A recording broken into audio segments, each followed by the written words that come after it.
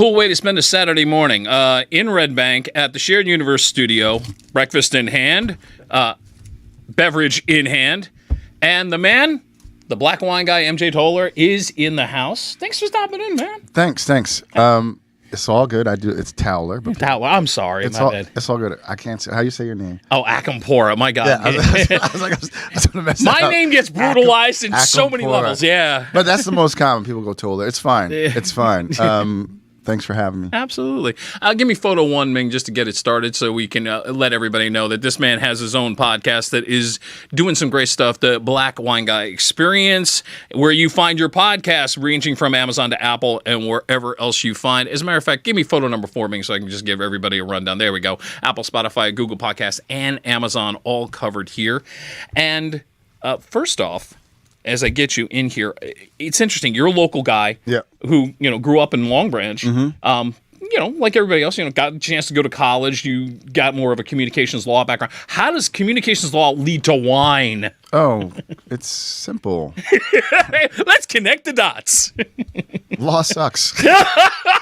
It's really simple. That sums it up perfectly. Law sucks. You think you want to be a lawyer. Right. By you, I mean me. I understand. I'm in the third person often. Black wine guy thought he wanted to be a lawyer. It is, when you look back on it, when you're like 21 and 22 years old, it's like the hardest thing to try to figure out, what do you want to be when you grow up, Yeah. And so it was, I've told this story to people before. Like, I watched TV, LA Law. I said, I could do that. Right. I could wear suits and go, objection. Overruled. Drive a nice car, have lots of women. I was like, Blair Underwood could do it. I could do it. Oh, yeah. Blair Underwood was one cool guy. Yeah, but sure. He was an actor. He wasn't a lawyer. You got sucked into it. So I got sucked in. And, so that's how, like you said, it just, I'm hanging out with everybody. Everybody was going to grad school. And, I'm like, well, I should go to grad school. This is early 90s. It took me forever to graduate. It took me 6 years. So I graduated in 92. So, right. A little bit of a recession, little tough market. So why not go to school? And I like school. I was good at school. School means drinking and going out with girls. So oh, true. So I was like, so it's like occupation, professional student. Yeah. I was like, I could do some more school. But I see. I understand your story in a sense because I'm somebody who has a business background, a math minor, and I wind up in radio. I mean, it's like you think you know what you're doing, and then you reach that point where it's like after 4. Wait a minute, I really don't want to do this. Yeah. I mean, after 4 years of understanding what I've studied, then all of a sudden you have that moment of clarity, like, whoa, maybe this is not what I want to do. Totally. And like you said, my undergraduate degree was in communications, and then I had and so you're doing that, and it's public speaking. I think people are afraid to speak publicly, so it's easy. So, lawyers kind of, that's what they do, right? So I was like, oh, I'll go do that. But I didn't realize, like, that is so, what you see on TV, and 98% of cases never go to trial. So it's just being a librarian and doing a lot of paperwork, which I'm not fond of. I definitely no thanks. Yeah. I think it's the reason why I just never was the corporate kind of guy. I understand that feeling. And then I've had jobs. I had job. A job. I had corporate job. Corporate-ish job. Right. And I think you saw a picture where like I was a bald head. It's fine. I was playing that game. But even that's tough for me, just because I don't know. I'm hard headed. I don't know. I just think there's more to life than. Yeah. I get that. There's just more to life than just going to work. And so when you found wine, you almost was it an instantaneous thing, or you just, as the years went on, you're like, no, this is my calling. This is where I really want to be. Well, for me, I think it was. I fell into wine because of the law degree. People I was hanging out with, I met this guy whose family, he wasn't a lawyer, but. He had went to Wesleyan University, and I graduated from Southern Connecticut, and blah blah blah. Running in the same circle. So same state, same circles, absolutely. Family owned the wine store, and in New York called Acker Wines. It's the oldest wine store in America. Oh wow. Upper West Side, and he was beginning to take over the business, family business. He was taking over the business. Right. He was in his late 20s, and he was like. And my name is Marvin John. MJ that's my nickname. He's like, yo, Marvin, man. And this is how he talks. He's a white dude, John Cave. He's like, yo, Marvin, man. I'm taking over the business. Why don't you come work with me and drink the finest wines in the world on a nightly basis? Sold. I was living in Philly. I graduated from law school, and I didn't want to live in Philly anymore. I want to get back to New York up this way. That's home for you. Yeah. I mean, like South Jersey is. Yeah. South Jersey. Oh, yeah. Well, look, you can leave Jersey. You always find a way back. Yeah. It's totally the truth. And so I fell into it, and I didn't know what I was doing. Like, we used to hang out in this is mid-'90s, and he was actually a hip-hop producer, and so we hang out, we're smoking blunts, drinking 40s, and we're not even drinking wine back then. Right. So where does wine creep into this? So he started to take over the business, and so, he knew I was smart and capable. Right. That's smartish. I don't know. That sounds, but anyway, and so, I just went to work there because I got to live in New York City. We lived right above the store, and then I started learning about wine. And then once, I didn't realize it was a whole world because this is not like your liquor store. This is New York City. I'm wearing a suit and tie to sell wine. We're servicing Wall Street. They had a number of big clients. We served a lot of Upper West Side. So Yoko Ono would come in the store. So we had a celebrity clientele. And then the tastings, I didn't know,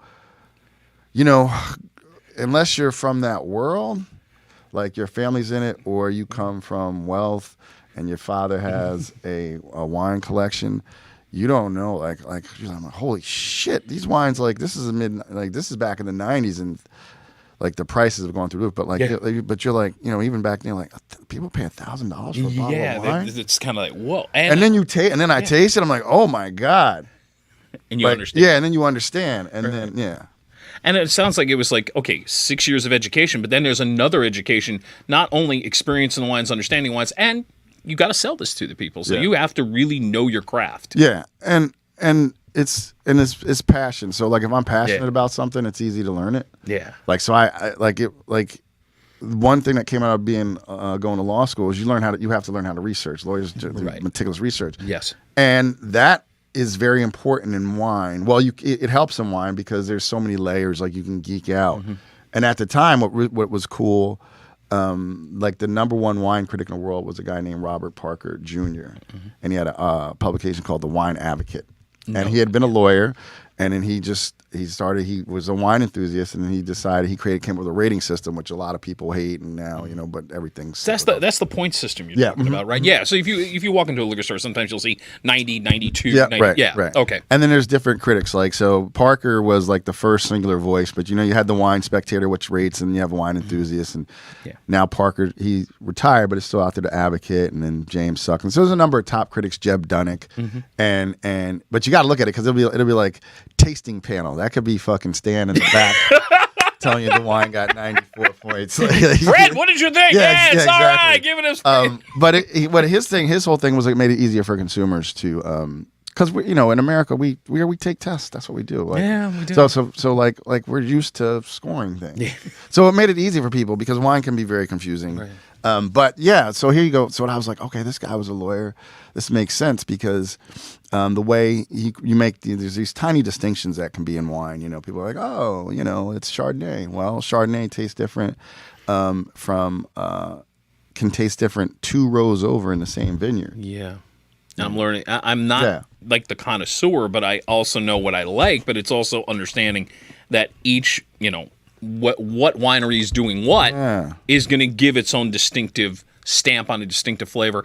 And we're also seeing what wines nuances that are coming out now. And I might as well go right here with that because we're starting to see, what am I thinking of? A bourbon barrel aged wine or tequila barrel aged wine. Is this a fad, or you think this is going to stay on? No, I mean, for me, is it a fad? Somebody's making money, so they're going to do it. Okay. But that's not wine to me, right? Oh, no, this is interesting. Okay, why? All right. Let me. Because if I want bourbon, I'll drink bourbon. Ah. If I want tequila, I'll drink tequila. I don't want my wine to taste like tequila. Interesting. I don't want my wine to taste like bourbon. It just doesn't make sense to me. Okay. But I know what they're doing. They want to expand their market. They want to bring in the bourbon drinker. Right. Right. But, you could find wines that have the notes of bourbon. You can find a wine that has toffee or whatever, or a smokiness. You know, you can find a wine. Yeah. It's just an easy way to sell wine and create more SKUs. But like I'm a bit of a when I talk about wine, I talk about it in simple terms, but I do enjoy fine wine, and so there's this little juxtaposition. Law degree just came in handy. A big word. Of really keeping it simple for people, but then like for my own palate, I mean, I'll tell you like what you like. So if you like bourbon barrel Zinfandel, drink it. At the end of the day, I'm not going to drink it, right? And with you, but it's like whatever you like. Find what you like and do it. But for me, as where I am in the wine business and how I find that very interesting because I wasn't sure what your take on that is, and it was honestly I would have thought you'd look at it and say, okay, I can embrace this, but it's like it's not for you. Okay, I understand. I mean, I can embrace like all artisanal mezcals, like, and I can embrace bourbons, right? But you just don't want it hybrided together. I don't want it together. No, I can understand. I mean. No, because I actually tried one, and I can remember I'm at a party, friends in Belmar, and my friend Melinda comes to me and goes, "You got to try this," and I'm like, "Okay." So it was a menage a trois, bourbon, the bourbon barrel, and I'm like, "You do get the hints of it. You definitely get the hints of it. It gave it a little bit more boldness, at least to my palate. Right. So I mean, I liked it. Yeah. I mean, is it something I'm going to run out and buy every time? No, but I look at it as sort of like nice little change up. Yeah. But I'm starting to understand. It's like, okay, you know what? But is it wine in that sense? But by your definition, right? Yeah. So for me, when I tried one, and it just overpowered like the nuances that I would like to get in my wine. I understand that now. You know, when you put it that way. Yeah. Absolutely. So, and I love Zinfandel. That's a whole other thing. People hate white Zinfandel. Yeah. You know what? There's certain wines that really do get a bad rep, and that's one of them. But white Zinfandel saved the California wine industry because. They weren't selling wine. People weren't buying wine in the 70s, really. I mean, look at the commercial. You had Rio Niti. Oh, my God, that's true. Oh. I'm having flashbacks to my mother, who you had the gallon or jug of Rio Niti. Right. Oh, my God. And Zinfandel, we used to think that it was a Native American varietal. Turns out it's then they thought it was from Italy, from Primitivo, but then it turns out it's a grape called Pavmal from Croatia, actually. Right. Because Croatia is near Italy, blah, blah, blah. But so people, like, I didn't know when I started in the wine business, like, people, like, I didn't know Zinfandel was a red grape. Right? Yeah. It's basically, white Zinfandel is a rosé wine, which is so popular now with the soccer moms. Especially here in Jersey. Let's get rosé and go on the boat. I see, when I think about rosé wine, from growing up, because when you're a kid, you're not thinking about wine. You're thinking, oh, maybe a wine cooler. And wine coolers. Yeah, but when you're a kid, you're looking maybe for a little more sweet, and you kind of go, you don't know much about wine, so you gravitate to the wine cooler, or you actually grab the $5 bottle of Arbor Mist and kind of go, why not? Exactly. But it's interesting because it goes in a different direction. As you say, it kind of ramps up when you get more of a palate for it, more of an education and a taste for what you like. Yeah, and it ramps. I mean, if you're a curious person, which I like to think I'm curious. I think I am too. Yeah. Then wine can hook you. Yeah. She'll hook you and she'll take your wallet. And well, that's like, why you can't buy any more wine? The cellar's full. Yeah, exactly. You have now created a wine cellar, and you didn't even realize you did it. Right. And you have seen levels of wine. As a matter of fact, I looked this up on you. World's first ever African-American fine and rare wine auctioneer. Yep. I mean, that's an amazing historical note because I never knew that. Yeah.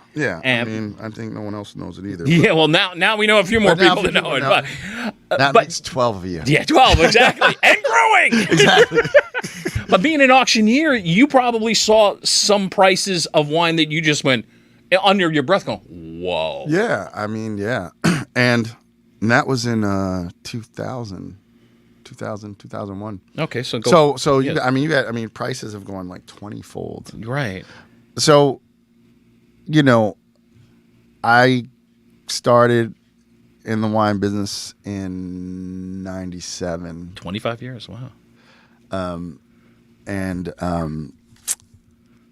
was right before, remember Y2K and all that shit? Absolutely.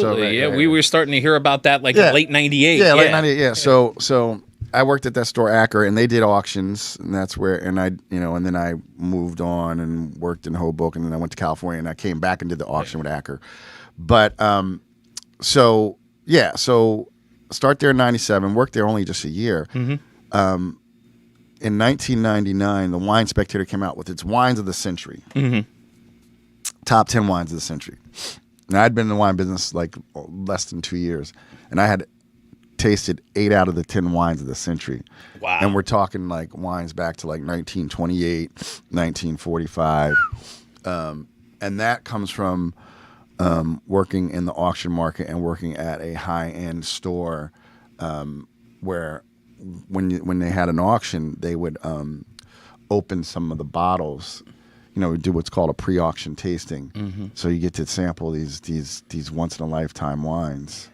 And so, like prices now, like they're getting, well, this was charity, but someone got $1 million for like a 3-liter bottle. But charity's a little different. I understand that, but I have seen. I mean, if I go look up Acker auction prices, mm-hmm. like you'll see like a case of wine go for over $100,000 depending on the wine. Wow. Single bottles. I mm-hmm. forget. I mean, because I don't work with them anymore. I mean, it's my friends and everything, but like they've set some crazy prices. Like one bottle, like maybe like a 3-liter of like Burgundy for $25,000. So that's like 6 bottles of wine for $25,000. It's just it's hard, mind-boggling. Yeah, because for somebody like me, that's hard to fathom. Where it's like I'm just looking for, can I get a good bottle of wine under $20? And you totally can. Yeah, you absolutely. And there's so many great bottles of wine under $20. But that's plebeian goods. That's luxury goods. Yeah. There's a part of it where look what I got, which is fine. Showing off. Yeah. Right. But if you had it, would you flaunt it? Yeah. So. Yeah. What I don't understand is they hold on to it for so long. Doesn't it defeat the point? The idea of the wine is to drink it, embrace it, exactly. enjoy it. Yeah. For me, right. like you said, like the thing about wine is sharing it. So I'm going to open this. Oh, absolutely. I appreciate that. But part of the Saturday brunch experience here. Yeah. So. Yeah, for me, definitely the whole podcast is around sharing a bottle of wine. I say we're a couple of old friends catching up over a bottle of wine. Even though I don't know these people. See, that's what I love about your. That's what I love about your podcast. It's like you're laid back, having a good time talking to these experts, but they're also sharing their love and telling stories about. I mean, I'll give you a good example. Give me photo number 3. Now, this is somebody who I have the utmost respect for in radio. Sharon Daster, former program director of the radio station in America, Z100 out of New York. And she's telling a story about like one of her first bottles of wine. And it's like, that's one of the things that hooks me into your podcast. Right. These stories, which you get somebody like Sharon telling a story or one of your, connections through the wine industry, and they're getting into that, and you see everybody's expression, everybody's lighting up. Yep. That's the interesting thing. Yep. They can remember every little detail about it. And in the podcast world, when you have a niche and you get that niche, and you hit it well, and it's like, congratulations, you now own a market, so to speak. Yeah, and it's that's what I love. Like Sharon was so awesome. Like Sharon, it's like you get these suggestions on Instagram. I built my podcast off of Instagram, actually, which is crazy. No, that's actually a smart way to do it. I think. And like I just saw like she came up and like she was following like a few of the sommeliers who had been on my show, and then I was going through it's Insta stalking. I told her Sharon on the podcast. I was like, I do the same thing. Trust me, I understand. I was like, oh shit, look what she's drinking. Oh my god, like she drank so well and ate so well. And she was really cool, and then she had the blue check, and then there's a picture with like Lady Gaga. I'm like, I was like this chick's interesting. I want to have a conversation with her, and sent her a DM, and she was great enough to come on, and that's what's been really cool is wine. Like you said, like for me, I have a lot of wine personalities, but now I'm shifting to make it's wine adjacent. It's really like who do I want to hang out with and drink some wine? Who I think is cool and find out about them. And I think these two people that I'm mentioning, because I could have mentioned so many more, but I think this is sort of the pivot, let's say. Yeah. Not only Sharon, but Ming, if I can have photo number 2, please. I mean, here's a guy in Gary V who has basically the population of Delaware, West Virginia, and Rhode Island, and he has more followers than all 3 states. I mean, it's crazy. I mean, when you get somebody like that lined up for an interview, does it hit you at that point like, wow, this is big? Yeah, I mean, so... Yeah, that was huge. That took a long time. That took about 9 months. But again, that is a function of, a lot of people. It's what I love about Gary, who's become, because Gary was in the wine, but he was. Yes, I did hear he was in the wine woods before he became what he is now. And he was taking over his family business, like right when I was about to leave to go to California. And you just kept hearing his name, but like, Gary V. He was like a 20-year-old kid, and like he's selling wine online. Like, and this is 1999. This I didn't. It wasn't until I kind of did a little deep dive, and I'm going, wow, his background in wine is actually extensive. But he was big. I think the first one, who was it like? But actually, when you look at my first season, like, it was very deliberate. We started during the pandemic, and I was like, okay, I went for, and I typically record in New York because I met a producer. She's out in New York, and New York is like the #1 wine city in the world. Right. Everything comes through here. I mean, London's a big wine city too, but I think how we do with all our wines, they don't get all our California stuff, but everybody, top Italian wines, top Australia, everything is going to be in New York because it's New York City. Yeah, New York's the Mecca. Right. Absolutely. And so... so I had like a number of people who were like in the Somm movies, which kind of popularized and got people excited about wine. So I always had like my guests were like when I first started, my guests, most of them, a lot of them, that first season, they were just interesting, and then people would recommend people, right? And so, but I'd always had Gary on the radar. We always, and I can say this for my podcast, same thing. You got 1 or 2 that you're going, I have to get this person. Yeah. And then things happen. I mean, I think the first pivot I also had, who was like, oh man, who came on first? And I've recorded over 80. I still have like 8 more to drop in season 4. Wow. I crank when I get going. Ming knows me, like he'll say I get going. But so who was, what did I say? So like I had Mark Iacano, who owns Lucali's Pizza, which is like the #1 pizza in Brooklyn. It's where Jay-Z, Beyonce go. Mark, like that is the joint. That's absolutely. the joint. Yeah, no doubt. So that was one, and that was really cool. I remember because I had people who like he didn't even bring a bottle of wine. I knew he was going to bring a bottle of wine. He barely drinks, so I brought a bottle.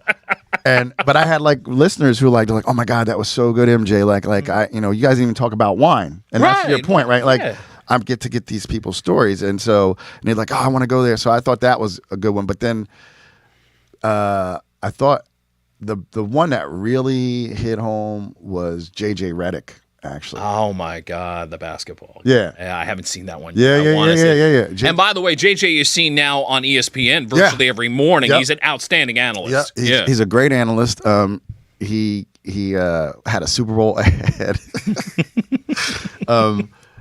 He is a fantastic analyst. But so JJ's into wine, and he started following me because I had a guest on.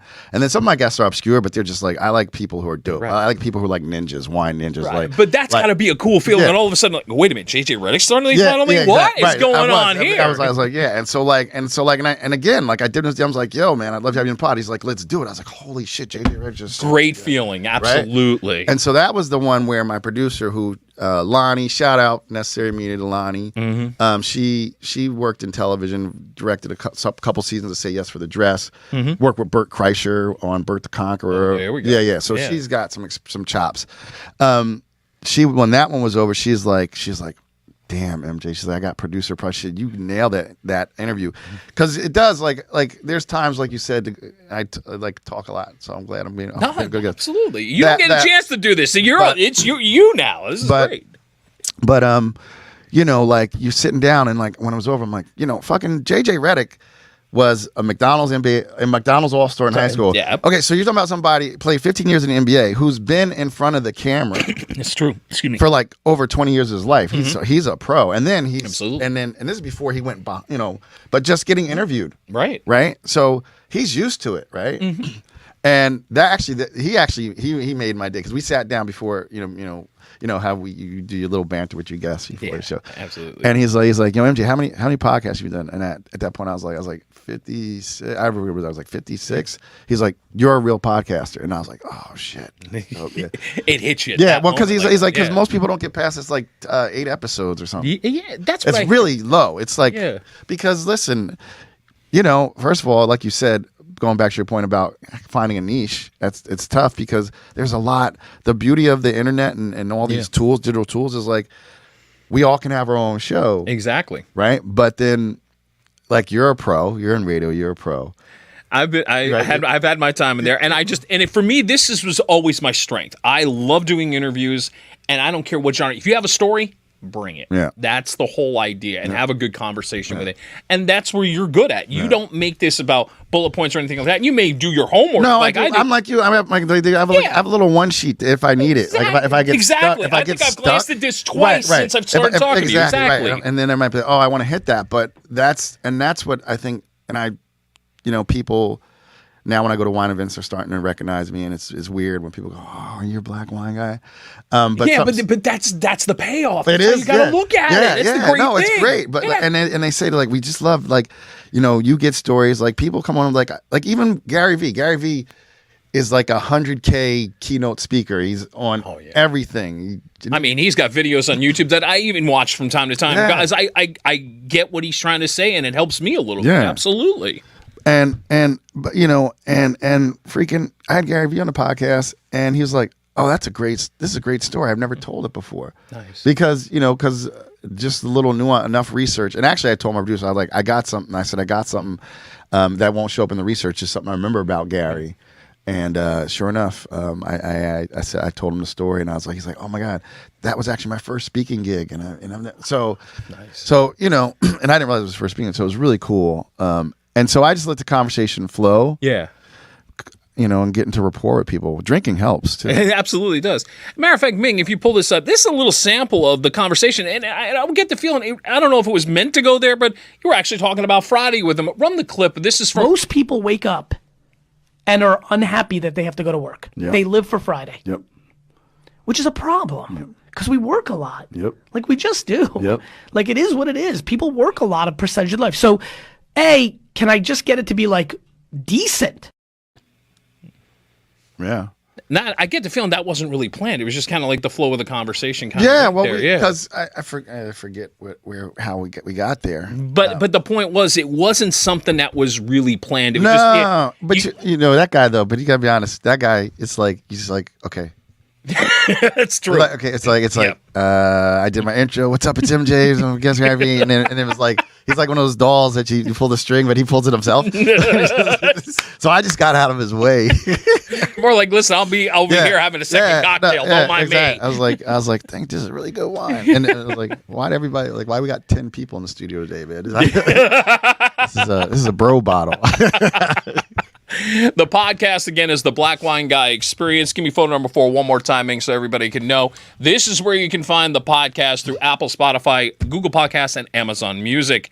And here on the A Game, we go to the random shot segment, which now means, yes, let's take a sip of wine. Okay. What did you get for me? Okay, so, we're at the Jersey Shore. Yeah, that's right. Long live Jersey. Long live Jersey. Amen. It's more fun being from Jersey when I'm not living here because I'm from Jersey. But anyway, so you said this is classic breakfast of champions, pork roll, egg and cheese, absolutely. Peck pork roll, egg and cheese, on a hard roll, absolutely. And so I thought about what would go with pork roll, right? So I thought this was kind of a challenge, but I'm realizing this was kids play. Yeah, it was pretty easy. Yeah, for me. Yeah, for me.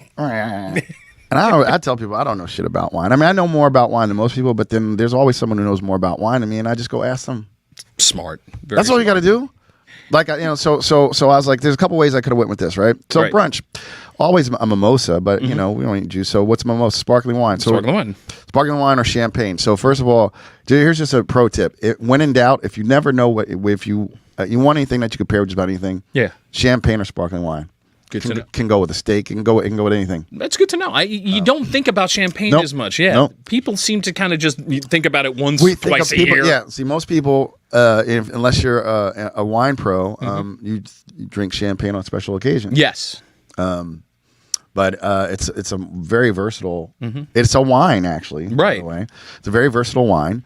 And so think about it. Okay, so how can it work with beef? Okay, so you ever been to McDonald's, right? Of course. You get a soda, right? Some people like Coke, some people like Sprite, right? So the bubbles, the acid in the wine and the bubbles cuts through like the fat. So I did not know that. Wow. So champagne's really good with fried food, champagne and fried chicken, or in this case a prosecco, because champagne gets tricky. Well, it doesn't get. For most people, it gets tricky. You just got to start tasting stuff. People, I'll say that. But I have been learning about Italian wines this year through my buddy Bobby and Vic Rollo. They own a bunch of restaurants here. They own Biravino. Oh yeah, I know. I've never been, but I've heard of it. Rustica, Surf, a couple other things. And so Biravino, it's great. All they do is serve Italian wines there. Ooh, nice. Well, just all Italian wines. Right. For that one place, and I was like, I first I was going to go champagne, but also there's this thing called Reventos, which is a sparkling wine from Spain, which again, incredible value, $25. It tastes like $60 French champagne. Nice. But I was like, and then also brunch. I could have went with a Moscato. Yes, and I'm very familiar with Moscato. And because we got pork roll, right? So pork roll. So what I'm thinking, where my mind went was prosciutto. Yeah, smart. Right? That's smart. So thinking. you have Absolutely. a salty, cured meat. Right? So, one of the favorite things is like if you take prosciutto, melon wrapped prosciutto, yes. Moscato goes really great with that. Right? So I was going to go Moscato. But then I was like, no, you know what? I want to talk more about Prosecco, sparkling wine, and I wanted to get in that thing for your listeners. Like, when in doubt, you can always pair something with a sparkling wine. No, it's something that is not first in mind. Right. And this particular one is from a region called, Val de Bedene, and I'm sorry, I wish Bobby was here. He would correct me. He says it, and then I say it wrong four times. And Val de Bedene is this is not like your supermarket prosecco, right? This is a half bottle because that's all he had. But right, the Bisol family established 1542, and it's a crede, which means I had notes, but it refers to the soil, right? So what do we got here? So a little smelly smell. You can twirl it. I like the smell of it. Yeah. Very fresh. Yes. Some citrus, little melons. Oh, it's perfect for a summer day. Absolutely. Yeah. And then nice. Take a bite of your sandwich. Yes. And then take a sip of your. That's what we got. And that's the proof is in the proof is in the prosecco.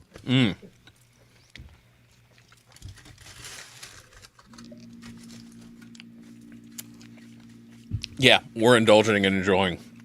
Yeah, that works. But because you're never supposed to eat cheese. It makes you all nasally, but I've done it twice on my podcast. Some of my guests are super food and wine guys, and right, like you can't have wine without food. I'm okay. Bro. Yeah, right. So you got it. I'm glad I brought it. See, this worked perfectly. I love it. It did. And then when you taste it, I'm like, Yeah, no. Bravo to you on that. All right, hopefully you'll have some fun with this. Obviously, this is wine and music on the random shots, but I got to start with this one. Ming, give me photo number 6. Let's go back to the movie Sideways. That is like the line of the movie when Miles goes, if anyone orders Merlot, I am leaving. I am not drinking any Merlot. Has Merlot recovered from that? Because, it really took a bad rap in that movie. I will say this. For it's an if you know, Merlot never took a hit amongst real wine drinkers. So Merlot is some of the finest wines in the world. And it did take a hit. Pinot Noir became the rage. Because he did drink in the movie, he was drinking a lot of Pinot Noir. Yeah, as it turns out, yes. I think Merlot is recovered because now people, everything's cyclical anyway. Yeah, it's true. Right. It's true. So- Like I said, we were talking about bourbon barrel wines, right. where right now that's sort of the thing. Right. Yeah. So everything's cyclical. Right. The irony of Sideways that most people don't know. Mm. So if you don't know, but there's this one special bottle he's been holding on to. Yes, and I And remember at the end of the movie, he just goes into a local burger place in and San Diego, and he has it he's in a pouring it styrofoam into cup. Yeah, something like. Yeah. Actually, it was probably a paper cup, if I remember correctly, not even a solo cup. Yeah, it was a styrofoam cup. Styrofoam cup. There we go. Yes. Yep. And it was I forget what it was Chateau Cheval Blanc. I can't remember. I think it was a 59. Might have been the vintage. He had been talking about he's been holding on to Yeah, this for a the special Chateau occasion. Cheval Blanc, right. And he right. was holding on because he was hoping to get the book published, and when it all went down to crap, Right. all of a sudden there he is in the Right. burger joint with that wine. Right. And so there's like iconic line, I ain't drinking any bleeping Merlot. Yeah. On my podcast, I would have said the real line. You can say fucking here. Okay, Come on. I You can say it. I was like, we're in Jersey, right? No, but anyway. Exactly. He's like, I'm not drinking any fucking Merlot, right? Yeah, no fucking Merlot. Chateau Cheval Blanc is from the, it's a Merlot-based wine. Wait, I People did don't not right? know that. So they're oh shitting my on God. Merlot. So it's a blend of Merlot and a grape called Cabernet Franc, and it's predominantly and so that's the joke of That's people like the who inside wine joke. is like Oh, he's not drinking shit. any and I've had Cheval Blanc. It's one of my favorite wines in the world. It is not any fucking Merlot. That's for damn sure. Right. But that most people don't know that. So people jump to Pinot Noir and and Pinot's tougher to make than Merlot at the end of the day. But anyway, so yes, question. Here's one. Which is the bigger faux pas in your mind? And maybe neither one of them is. Pineapple on pizza or chilling or Cabernet? Good. I'm making him think. This is good. I don't necessarily think either's a faux pas. Okay. See, that's why do you think I posed the question, and MJ? Now you know. I will say that if you're getting Hawaiian pizza from Domino's, that's different. But Yeah. if somebody caramelizes a pineapple and maybe it's prosciutto or pancetta instead, That's the key. You gotta cook that pineapple. You got I to agree cook with the you. pineapple. But if I have to choose, I would say the pineapple because in America we drink our white wines too cold and our red wines too warm. I'm glad you're saying that about the red wine because I lean toward wanting it a little colder. Yep. And it seems like, most times when you go for the white wine, and because you think of summer, you think of Right. white wine, and you're thinking you want it really You want cold. it really, really cold. But it kind of kills the flavor. Because a of little flavor. bit. I thought so. Okay, good. My instincts are right. Good. And wine should be stored at 56 degrees as a proper. Like if you're storing wine as a collector, you need to have a cellar 56 degrees. Right. If you want to hold on to wine for years and years, and that's called cellar temperature. And ideally, both whites and reds should be served at that temperature. So. You think about room temperature in America. Was that 72 degrees usually room temperature?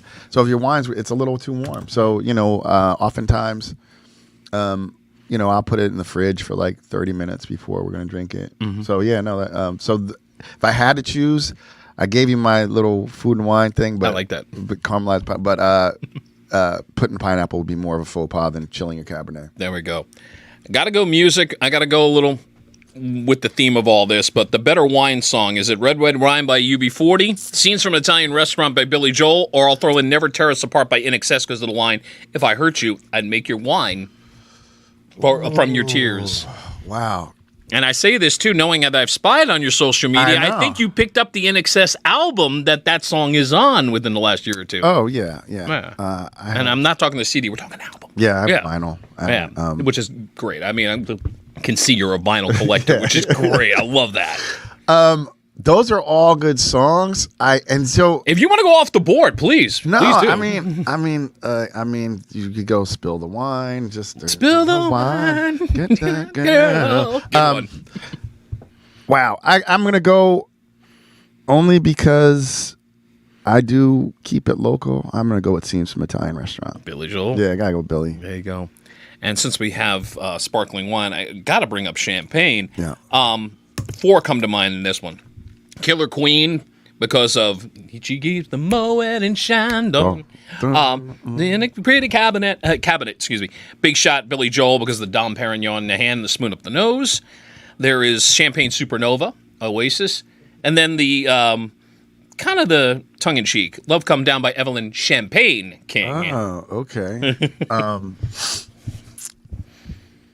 Yeah, you got to go Don P and coke up the nose. Yeah. That's freaking, come on. It is a classic line.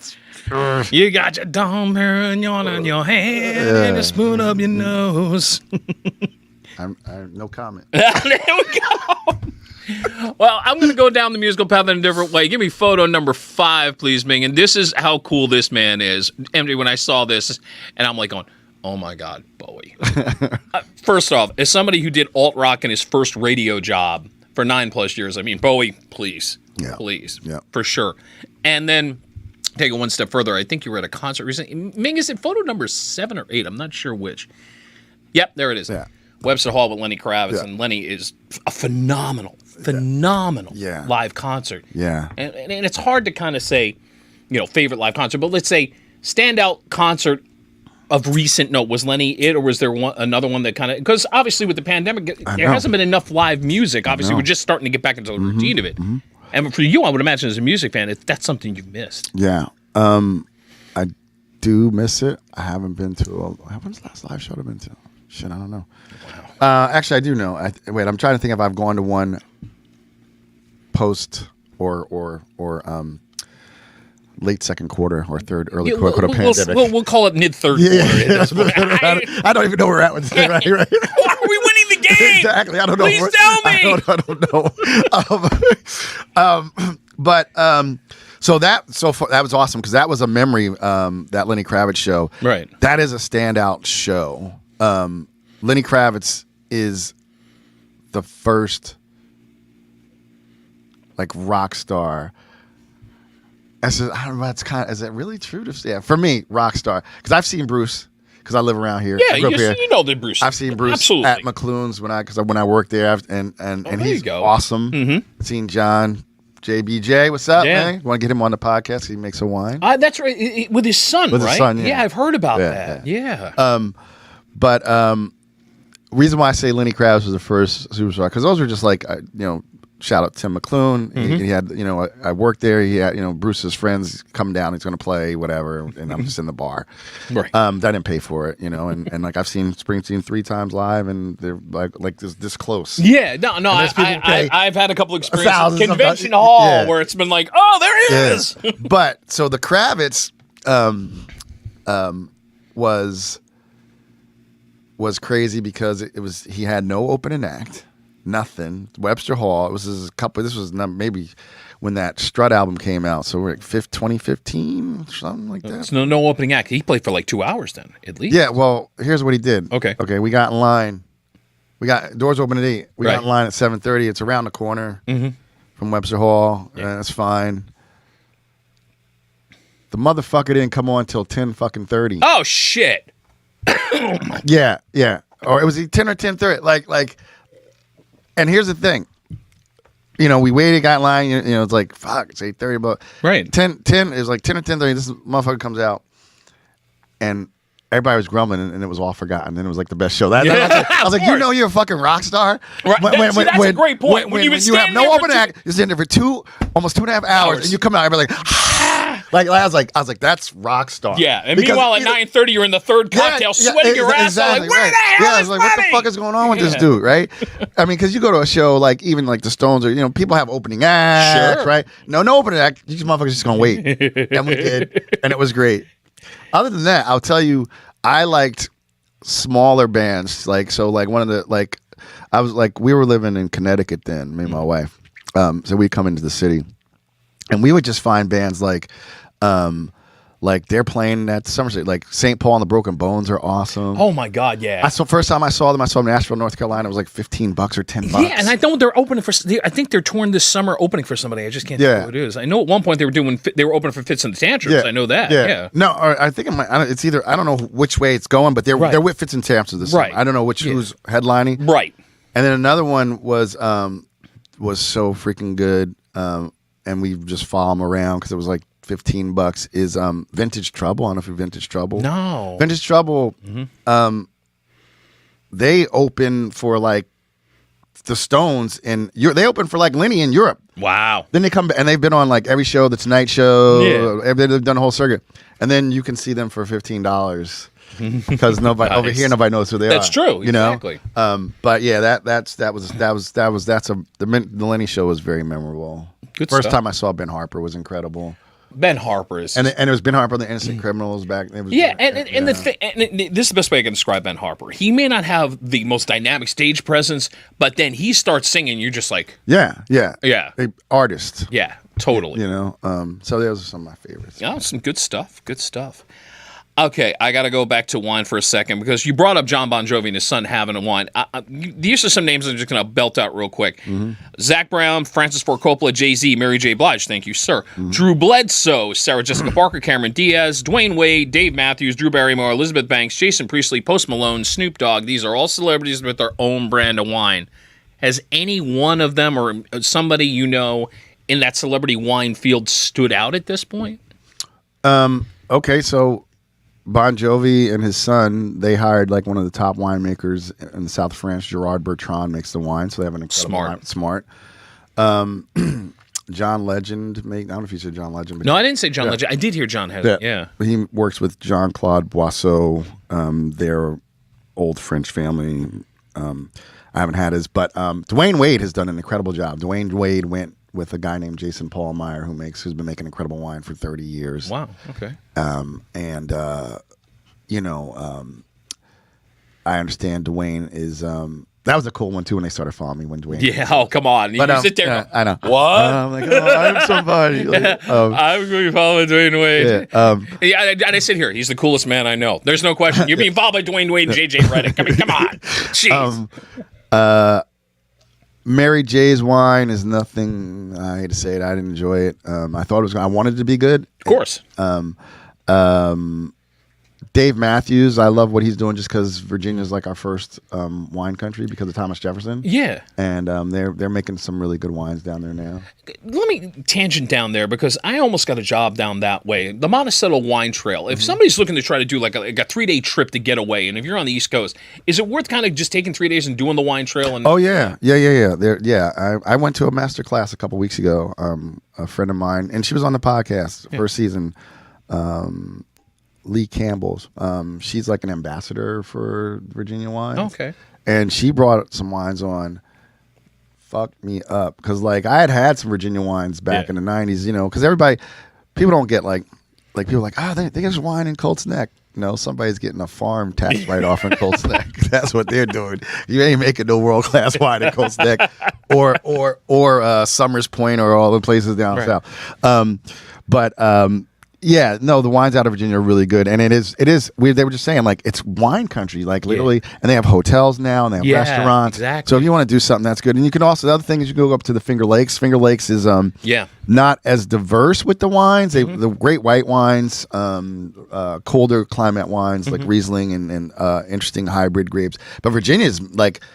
I had a Merlot blend from Virginia, and like it made my top 10 wines for 3 years. I was blown away. I'm like, my system is like, is not necessarily the score, but like, have I had this type of grape before? Have I had a wine from this place before? And then did it blow me away? Right. Was I impressed by it? You know. So yeah, those are both wonderful places to go locally to visit for wine.